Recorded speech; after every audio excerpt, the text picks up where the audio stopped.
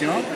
Nous sommes ici dans une journée du patrimoine amazigh organisée par les étudiants de la licence professionnelle animation socio-culturelle. Donc le patrimoine amazigh est mis en relief dans cette journée avec tous ses aspects. Il y a également des communications autour du patrimoine.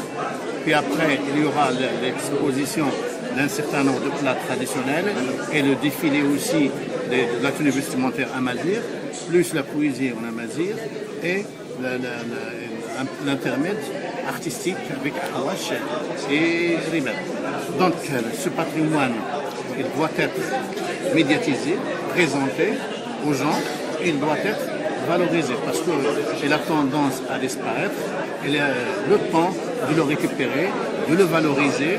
Et moi, je suis toujours demandé à ce que ce patrimoine soit enseigné dans les programmes de l'éducation nationale, à commencer par le primaire, puis après à ce que ce patrimoine soit enseigné dans les programmes de l'éducation nationale, à commencer par le primaire, puis après le collège et le lycée, et enfin à l'université dans des masters.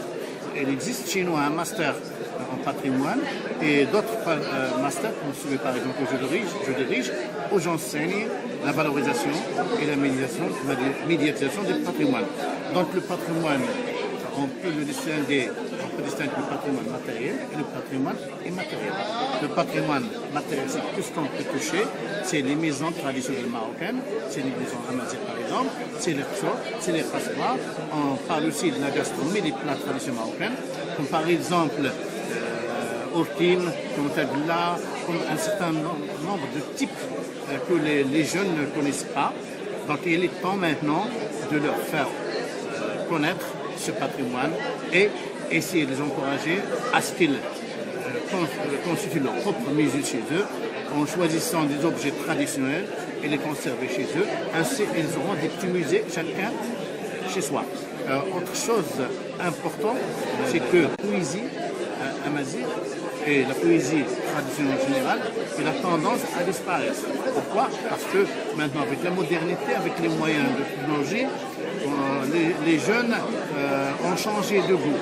Donc, il faut qu'ils sachent que cette musique, ces plats traditionnels, ces maisons traditionnelles constituent leur identité. C'est une partie de leur patrimoine. Et comme je l'ai déjà dit, je le dis toujours et je le dirai encore, un peuple qui n'a pas d'identité, un peuple qui n'a pas de mémoire n'existera pas.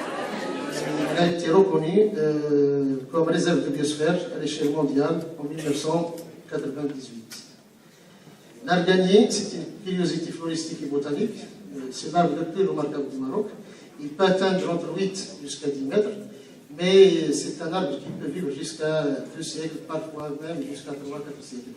Et par exemple, l'arganier de Sidi Ahmed Moussa, deux présentations. Une, je vais essayer de me concentrer sur la notion du patrimoine, dégager quelques potentialités qui caractérisent cette région, puisqu'on est sur une région où la culture amazigh est la culture abondante. Et puis une deuxième présentation, ce sera sur les greniers collectifs. J'ai déjà présenté ce sujet-là, je vais essayer de travailler là-dessus. Donc je vais, s'il y a du temps, je vais vous montrer quelque chose en relation avec les greniers collectifs, ce qui caractérise ce type de monument qui se trouve dans notre région. مساء الخير عليكم. كنشكركم على هذا الدعم ديالكم وانكم جيتوا باش تشجعوا الطلبه ديال الاجازه المهنيه في التنشيط السوسيو ثقافي. انا استاذه في كليه الاداب والعلوم الانسانيه واستاذه في المسرح، وانا هي المشرفه على هذه الاجازه المهنيه.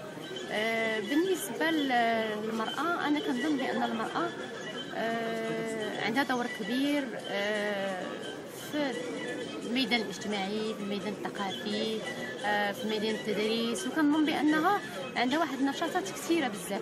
ما نقدروش نقولوا بانهم مقموعه، كاينين بعض الميادين، ولكن كنظن بانها هي نشيطه جدا، لانها كتبين بزاف ديال الطاقات ديالها في تاطير الطلبه، في لا كرياسيون. انا كاستاذه جامعيه تنهتم بالمسرح وكندير مسرحيات باللغه الدارجه وباللغه الامازيغيه، وكيكونوا اعاقات. هذا كنظن بانه عادي، ولكن اي واحد بحال المراه بحال الرجل، انا كنظن بانه محتاجين المراه ومحتاجين الرجل.